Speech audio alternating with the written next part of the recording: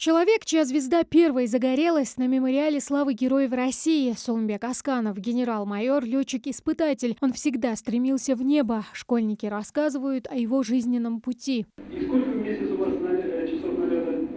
Ну, в среднем год мы летаем где-то 200 часов. Вы видите редкие кадры. Первое и вы последнее телевизионное интервью генерала Асканова.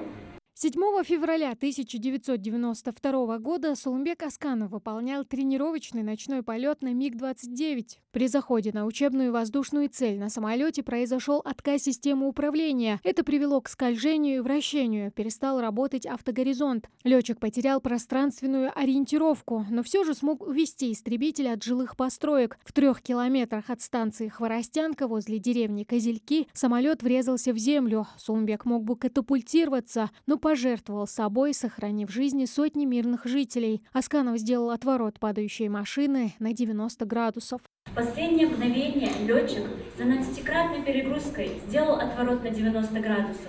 Взрыв прогремел в 18 часов 21 минуту в 3 километрах от станции на окраине деревни Козельки Добринского района. Сулымбек Асканов стал первым героем России. Награды и звания были присвоены ему посмертно 11 апреля 1992 года. Своим подвигом он спас жизни и других пилотов МиГ-29. После трагедии конструкторы выявили брак в одном из узлов системы управления истребителем. Дефект устранили, и подобных аварий больше не было. Наши летчики имеют высокий профессионализм, дух и мужество. Всему миру он доказал, что ингуши имеют глубокие героические корни. С того героического подвига и трагического дня прошло больше 30 лет, но о тех событиях знает и помнит каждый школьник и каждый житель малой родины героя. Забота о людях, готовность к самопожертвованию летчик и гражданин Асканов перенес через всю свою короткую, но яркую жизнь. Я горжусь, что Асканов мой односельчанин, и он тот, на кого все должны равняться. Порядочный, энергичный и верный своему делу. Таким запомнился он окружающим. Сегодня имя отважного летчика присвоено аэропорту Магаз. 2 самолетам. В его честь названы улицы в Ингушетии и 2-я Плиевская школа. Воспитание на примерах подвигов героев Отечества закладывает в детях прочный фундамент глубокой и сознательной любви к своей родине и служит нравственным ориентиром для подрастающего поколения.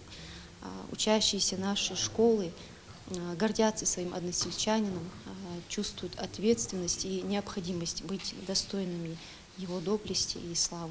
Земной путь человека недолг, если сравнивать его с вечностью, однако поступки, которые мы совершаем за этот период, могут остаться в памяти людей на многие века. Сознательно отдавать свою жизнь ради совершенно чужих тебе людей, да еще и в мирное время. Здесь уверены, на такое способны только единицы. Тамара Хашагульгова, Султан Магушков, Магаз 24.